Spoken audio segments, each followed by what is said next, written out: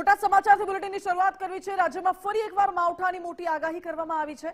28 થી 30 માર્ચ દરમિયાન ગુજરાતમાં વરસાદની શક્યતા વ્યક્ત કરાઈ। હવામાન નિષ્ણાંત પરેશ ગોસ્વામીએ આગાહી કરી છે। વેસ્ટર્ન ડિસ્ટર્બન્સ અને ટ્રફ સિસ્ટમ સક્રિય થતા વાતાવરણમાં પલટો જોવા મળશે। ગાજવીજ સાથે અને તેજ પવન સાથે રાજ્યમાં માવઠું પડવાની સંભાવના રહેશે। સૌરાષ્ટ્ર, કચ્છ અને ઉત્તર ગુજરાતના વિસ્તારોમાં આ સિસ્ટમની વધુ અસર જોવા મળશે।